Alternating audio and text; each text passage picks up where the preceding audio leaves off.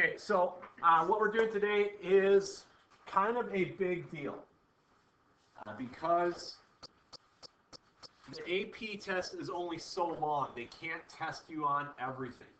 So there is definitely going to be some sort of equilibrium math in the free response. A lot of times it's dealing with weak acid base type math. So it's not just a normal equilibrium problem. That way they can kind of kill two birds with one stone. Because then there are follow-up questions to talk about acids and things like that.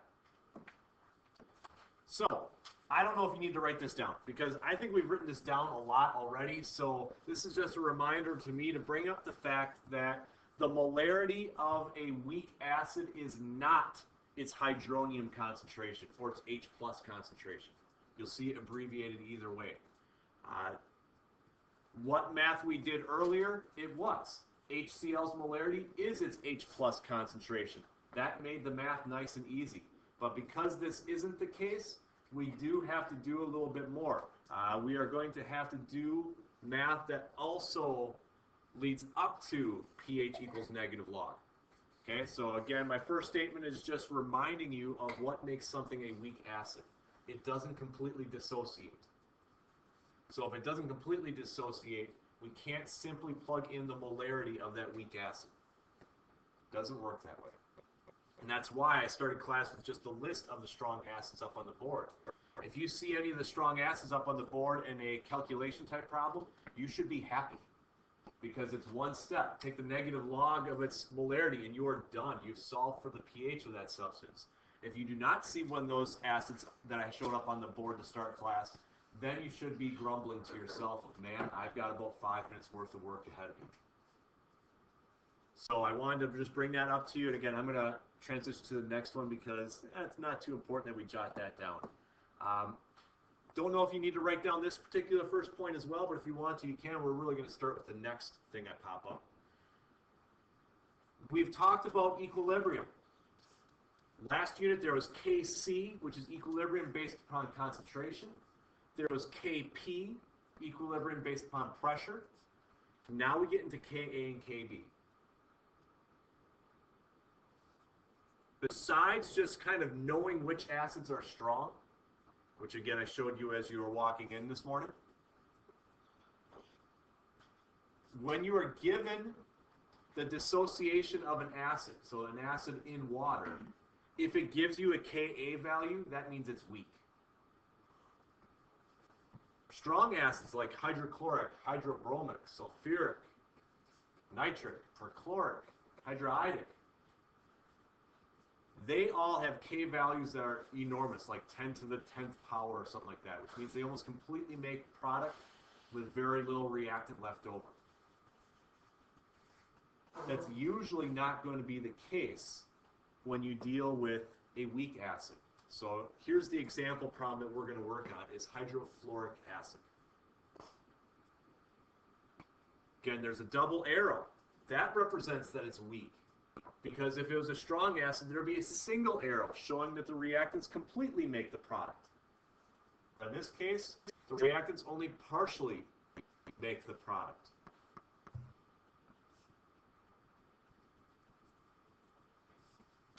When you see that double arrow, I hope you're thinking to yourself, I got to do products over reactants.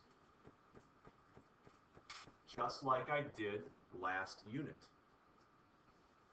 And if I were to kind of plug into that, it'd be the concentration of the F minus, the fluoride ion, times the either H plus or H3O plus, however you want to abbreviate that, divided by the concentration of HF at equilibrium. Because after all, that's what K means. Notice I did not include the concentration of water because water is not an aqueous substance. Water is a pure liquid. Pure liquids and pure solids do not have a concentration for us to then plug into this. Abby? What are you going to do when it's like water and water creating hydroxide? If it was water plus water makes hydroxide and hydronium, then it would just be products over 1 because the reactants would both be water without a concentration. So it's not like you put a 0 in, it's just a 1. And that's kind of proves back to a couple class periods ago, hydronium times hydroxide neutral water has 10 to the negative 7th for both. That's where it got the K value of 10 to the negative 14th for water. Okay. Now, typically, I didn't type it here, but I'm going to give you this piece of information on the next slide. It's very common when you're given a problem on a test that it'll give you the equation and then it'll kind of tab over and it'll give you the K value right away. Recall that it usually gives you the K value at a specific temperature, but that temperature part usually won't be used for any calculation. It's just that K values are temperature dependent. So usually there's more information on the right-hand side of the screen here. I just didn't type it out that way. What we're going to do is we're going to do this equation right here if we started with 0.25 molar hydrofluoric acid.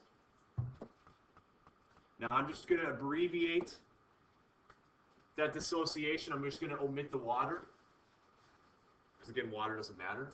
Some people don't even write the hydronium, they'll just write H+. That's perfectly fine as well. But this is a common acid-base, weak acid-base type problem. Here's the molarity of the weak acid. What is its pH? And that's what we're going to go over here today.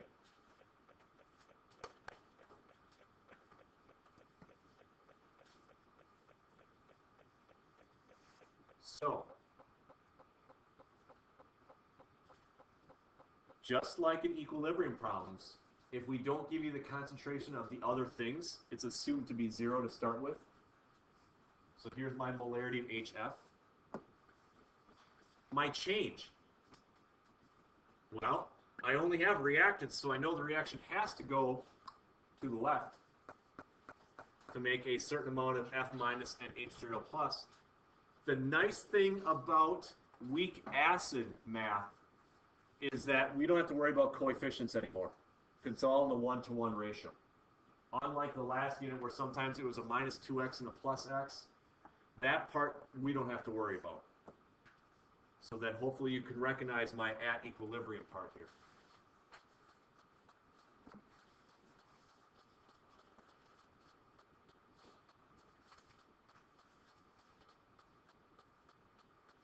Look familiar? We're okay with this so far? And if you were good with equilibrium math last unit, you just got to remember it. We're not really tacking on anything else. Now, here's the K value for this, 7.1 times 10 to the negative 4th. Recall what a K value means. A K value represents the product over reactant ratio. The bigger the value, the more products per reactant. When we are dealing with weak acids and bases, you're going to see things that are 10 to the negative power every single time. Because if they're weak, they only create a little bit of product. Now, if this value was 10 to the negative 10th, it'd be even weaker. So I did actually give numerical values in the POGIL packet last time. I just don't know if we all kind of saw that at that particular moment. So the K value represents the strength, how much product per reactant. So there's varying levels of weakness when it comes to these things. And the smaller the value, which means a greater negative power of 10, the weaker it is. I'm going to remind you how to set this up then, so I'm going to switch over to the Smart Notebook here.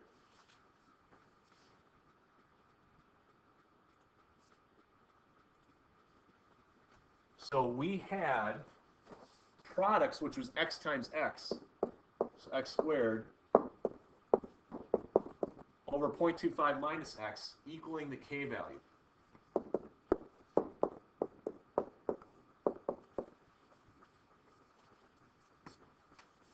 Main issues that I saw were algebraic issues when we did this. Trying to simplify, well, I need to multiply both sides by 0.25 minus x to get rid of the denominator. So that means I'm going to have x squared equaling, let's call that, this times this is going to be 1.775.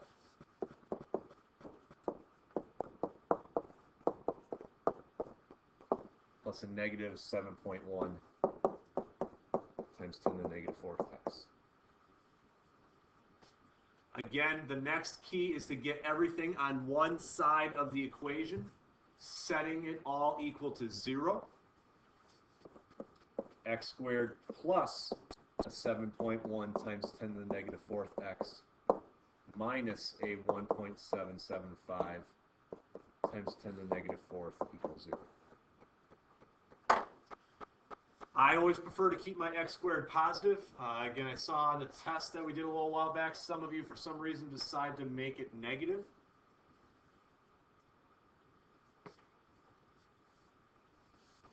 Now,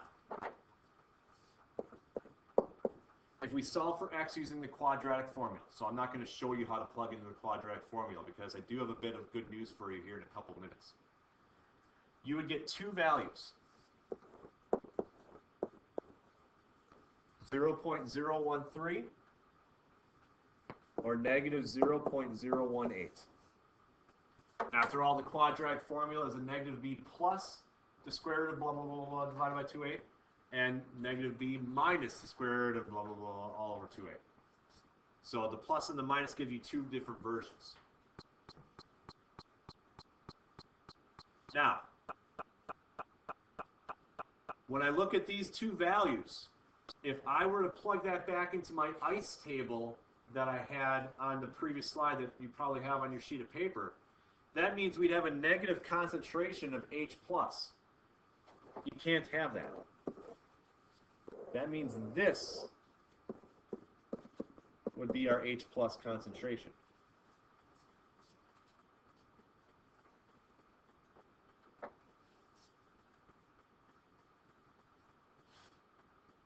Okay. We're not done with the problem yet because I want you to solve for pH. However, I want to go back and show you something now. So let's go back up top here.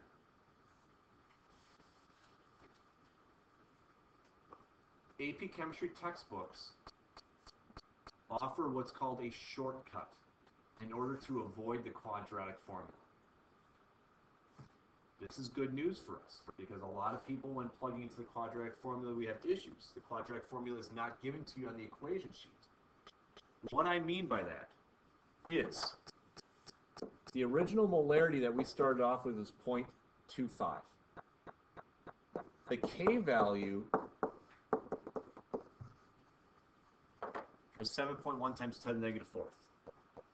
And again, if you're not up to date on your scientific notation, 0.25 is the same as 2.5 times 10 to the negative first.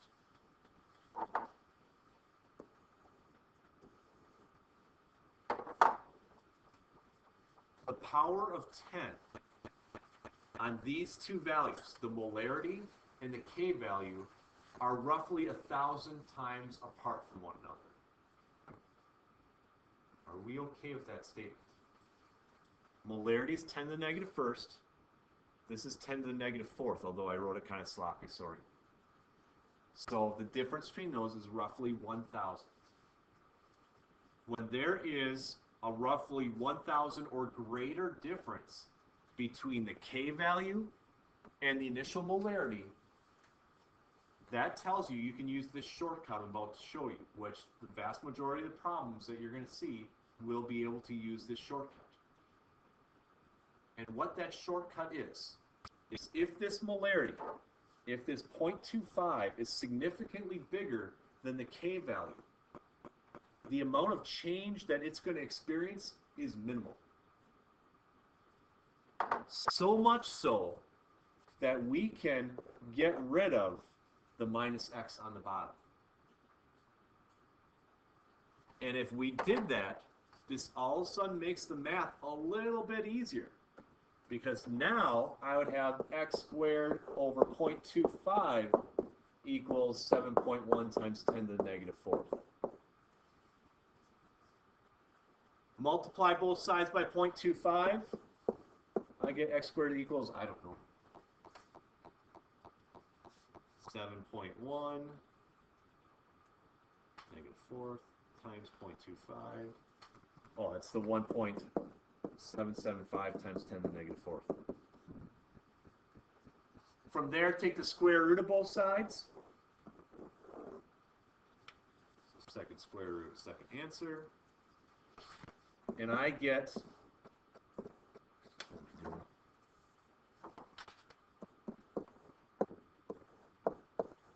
the exact same number I got if I would have used the quadratic formula. This shortcut, which the textbook would reference if you kind of look through those pages, works as long as the K value, so remember this guy right here, is significantly different than the molarity. Because if it isn't that big of a difference, mathematically this shortcut doesn't work. But what I do know is if on an AP test or even one of my unit tests, you are given a weak acid problem like we're doing here, the shortcut will work. I made you do the quadratic formula once, and I'm not going to make you do it again. Hopefully the WebAssign agrees with that. The problem with WebAssign occasionally is they do that random number generator, so everyone has a slightly different problem. I have seen some students run into the problem where they use the shortcut and it doesn't work, which typically then that's only one problem. They still get enough credit. They'll come in and ask me, hey, what's wrong? And I'll look at their sig digs and stuff like that too. Speaking of sig digs, we're not actually done with this question. Because most acid-base problems, we give you the molarity of the acid, we want the pH. pH equals the negative log of the H plus concentration, which is this 0.013.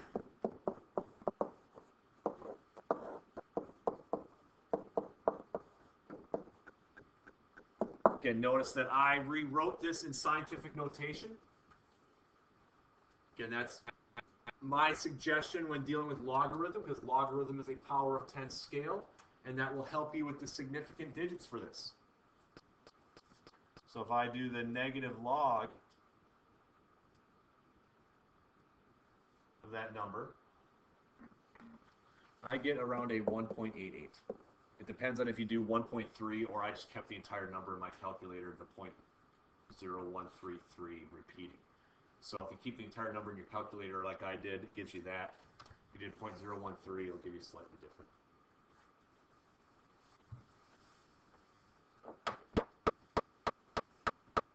So give me a second to jot that down, and then we are going to go back to the slides to finish up a couple of points I need to make.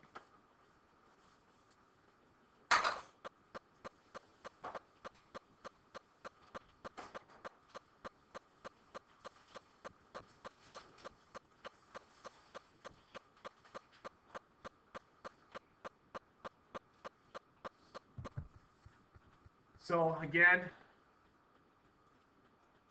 this slide is just showing you what we just did. Why won't you let me grab this? Okay, fine. I then did the shortcut, and then we did the negative log.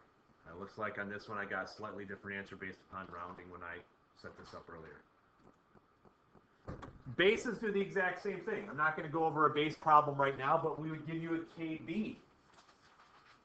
And then you can set up an ice table. You could solve for the hydroxide concentration.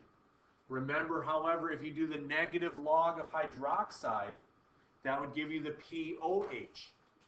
14 minus that would give you the pH. So with bases, you always have that one extra step. Okay? Now, besides knowing that, there's one last calculation I need you to be aware of to wrap up notes for today and then give you a chance to do some practice problems. And that is called percent ionization. Percent ionization is, in a way, go back to Unit 1. Remember percent yield when we did limiting reagent problems and stoichiometry of how much did I actually create over how much I did? Well, percent anything is kind of like that. Percent ionization is, remember that acid HF? Well, how much of it became the acid ion, that H+, divided by what was the initial HF concentration. So if you recall, I used an ice table to set up and solve for 0.013. the acid ion concentration. Initially, I was given 0.25 as the molarity. So if I were to solve for the percent ionization of this, it gives me just slightly over 5%. Which means when I started with 0.25 molar hydrofluoric acid, only 5% of it turned into the acid ion because it's weak. Strong things, 100% would, regardless of the molarity.